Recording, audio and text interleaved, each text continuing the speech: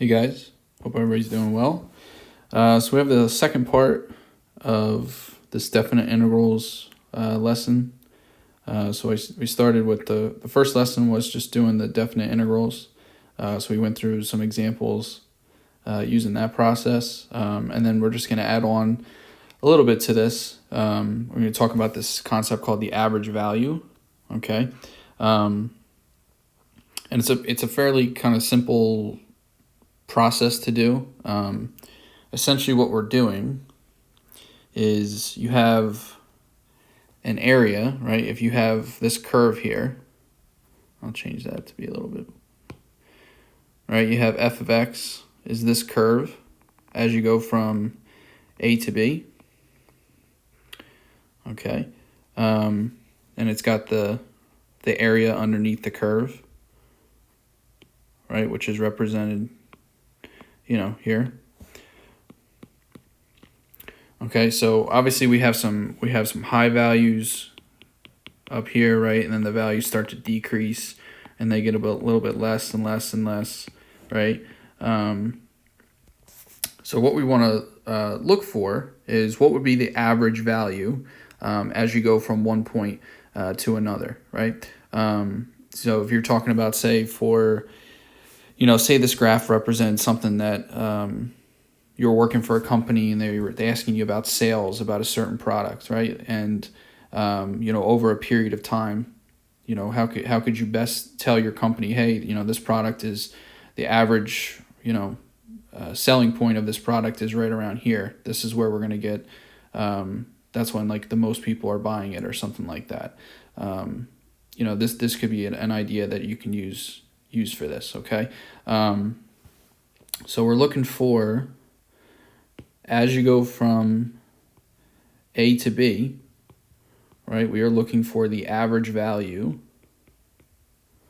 of the function.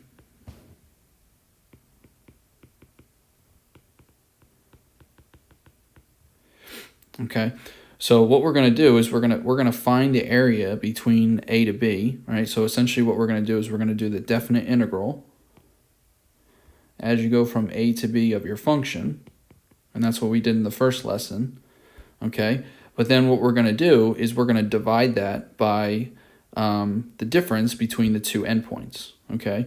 So it's kind of like when you would, find the average of these numbers, right? You add them all up, and then you divide by, the number of values that you have in the set, right? It's kind of like the same thing here. So you're taking all the values as you go from A to B, right? And you're going to divide that by the difference of your endpoints, okay? And this is going from A to B, okay? So a better way to write this, a little bit easier way for us to write this, is if I put the B minus A, if I put that out front. So I'm going to have 1 over B minus A, and I'm going to go from A to B, okay? So it's really that simple, all right? You're essentially just putting a fraction in front of your definite integral to find the average value, okay? So the first one, find the average value of x squared from 1 to 5, okay? So A is going to be 1, and then B is going to be 5, okay? So I'm going to do 1 over 5 minus 1, and I'm going to do find the area as I go from 1 to 5 of x squared. Okay, pretty straightforward. Okay, so once I figure this out, this will tell me the average value of this function between these two x values. Okay, so this is going to be 1/4. And then you have your definite integral. Okay, so what we're going to do, I'm just going to leave the 1/4 out front, and I'm going to use that at the very end. Okay, so add 1 to your exponent, divide by your new exponent. Okay, and then you're going to evaluate that from 1 to 5. Okay, so we'll always remember we're doing top minus bottom. Okay, so if I plug in 5 first, right, I get 5 cubed, which is 125 over 3, minus, if I plug in 1, sorry about that. If I plug in 1, I'm going to get 1 over 3. Okay, and I still have that 1/4 out front. Okay, so now I have 1/4, and then I have 125 over 3 minus 1 over 3 is 124 over 3. Okay. Now,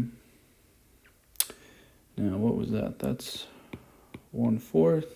Can I simplify that? So 124 over 3. I don't think I can simplify that. That's okay.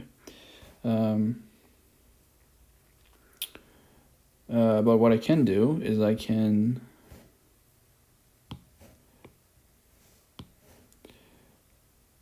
divide out. So make this a 1, and then 4 goes into 124.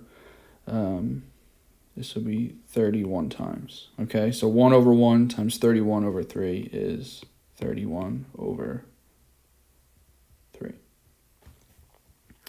Okay, so the average value between 1 and 5 of x squared is 31 over 3, or roughly about 10.333. Okay? So it's really that easy. You just have to remember to put the fraction out front. Okay, the next one is the average value of 3x squared minus 2x from 1 to 4. So you got 4 minus 1, right? B minus A. And we're going to go from 1 to 4 of 3x squared minus 2x. Okay, so this is 1/3. All right, now your antiderivative is going to be 3x cubed over 3 minus 2x squared over 2, going from 1 to 4. So that's 1/3 x cubed minus x squared from 1 to 4.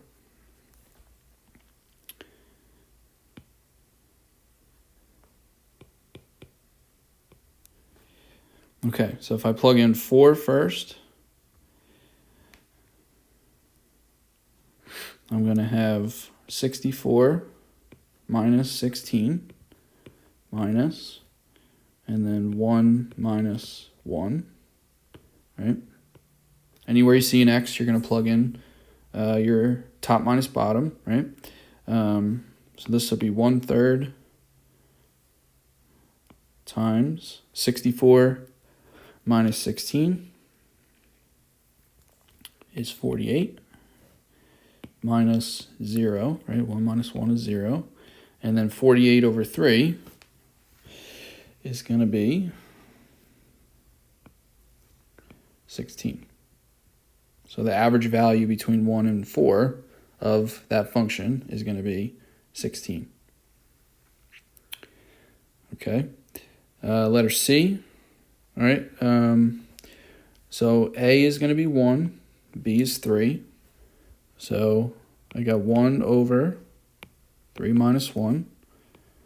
Integral from 1 to 3. Right. And then we're going to do 4x squared over x squared, right, which is just 4. So we're going to simplify this. So 4x squared over x squared minus 4 over x squared. All right, so that's going to give me 4 minus 4x to the negative 2. All right, so we got 1/2, and then we're going to do the antiderivative. So 4x minus 4x to the negative first over negative 1 from 1 to 3.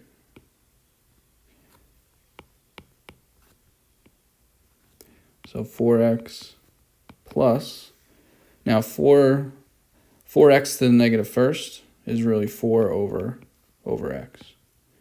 So I'm just going to rewrite it just because it's going to be easier for me when I work it all out. All right, so I'm going to go back up here. So I got 1/2.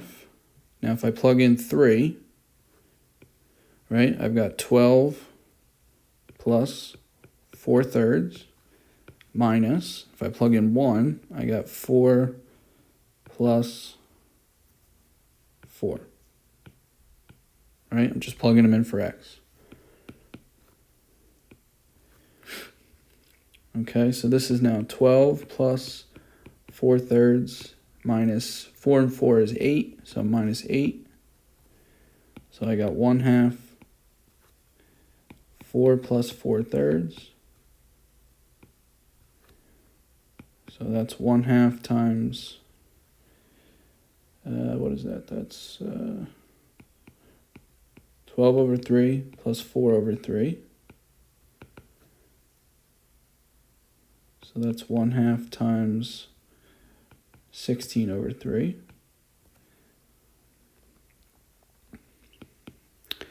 So then if you multiply your fractions, you get 16/6, which is then 8/3.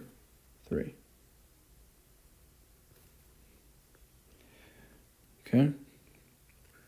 And then the last one, we got sine of x from 0 to pi.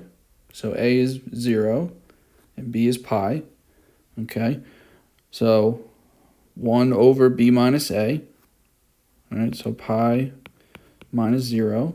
And we're going to go from 0 to pi of sine of x dx. All right, so this is 1 over pi. Now the antiderivative of sine is negative cosine. And we're going to go from 0 to pi. So you got 1 over pi times negative cosine of pi minus negative cosine of 0. All right, so this is where you guys want to use your unit circle. Okay, so I need cosine of pi. I'm going to go back up into the notes. Cosine of pi, cosine goes with the x term. All right, so cosine of pi here is going to be negative 1.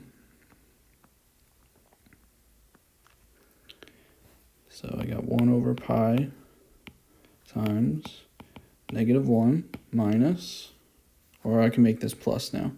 So cosine of 0, again, go up to your unit circle. Cosine of 0 is the x term at 0, which is just 1.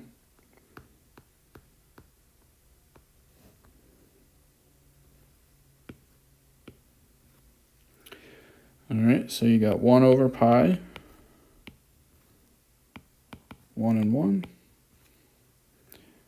So 1 over pi times 2, which is 2 over pi. Okay, so that's how you guys do average value with definite integrals. It's pretty easy. Just got to remember the fraction that goes out front. You know, if you see the ones that we've already done, I just set it up first. You know, that's my first line. And then I didn't do anything with that fraction out front until the very end. All right, so that's what I recommend that you do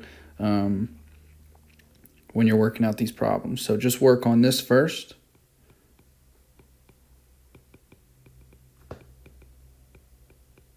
Okay, and then at the very end, right, that's when you're going to multiply then the two things together. Okay, I think it gets a little less confusing that way, and you'll get the answer right every time. Okay, so if you guys have any questions, let me know. Thanks.